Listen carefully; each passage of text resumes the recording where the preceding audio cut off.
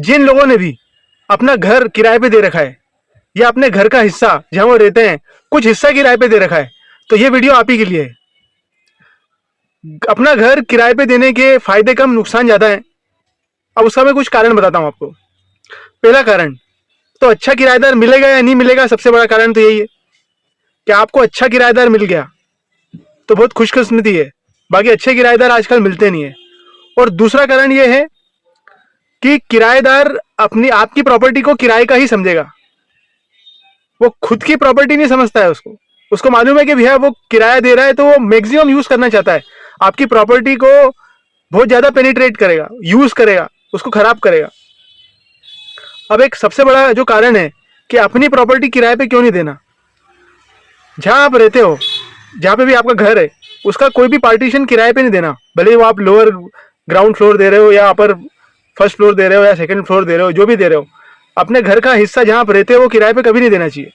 क्योंकि जब आप अपना घर किराए पे देते हैं तो आपकी प्राइवेसी भंग हो जाती है। आपके घर में महिलाएं हैं, बच्चियां हैं, बेटियां हैं, उनकी सेफ्टी कॉम्प्रोमाइज हो जाती है। अब जिसको किराए पे दिया हुआ है उसके घर में अगर ज़्यादा मेहमान आते हैं, क्योंकि लाता ही है, हर इंसान जो भी किराए पे रहता है ना, वो अपने मेहमानों को ज़्यादा बुलाएगा, क्योंकि उसको मालूम है किराया तो मैं भर ही रहा हूँ, चार लोग आए, 8 लोग आए, खर्चा तो सामने वाले को होगा। तो ये सबसे बड़ा नुकसान है आपकी खुद की प्रॉपर्टी किराए पे देने का। और इम्पोर्टेंट और ये है कि आप अपनी प्रॉपर्टी 1-1.5 करोड़ की आपकी प्रॉपर्टी है, उसका किराया आप कितना लोगे? 10,000, 12,000, 15,000 से ज़्यादा किराया नहीं लोगे। रेसिडेंशियल में तो इतना ही किराया मिलता है, कमर्शियल बिल्डिंग में ज़्यादा किराया मिल जाता है, गोडाउन है, ऑफिस है, शॉप है, पर रेसिडेंशियल में इतना ही किराया मिलता है।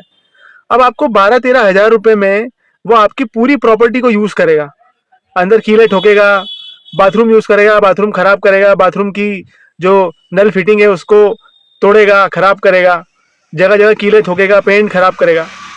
आपको किराया देगा सिर्फ 12-13 हज़ार रुपये, और साल भर में वो अपना घर चेंज कर देगा।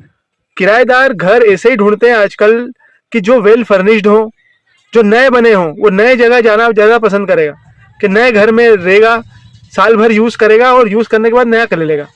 वो साल भर में आपका घर इतना बिगाड़ देगा कि जितना आपसे किराया आपने लिया है उससे ज़्यादा पैसे आपको उसको रिपेयरिंग कराने में लग जाएंगे।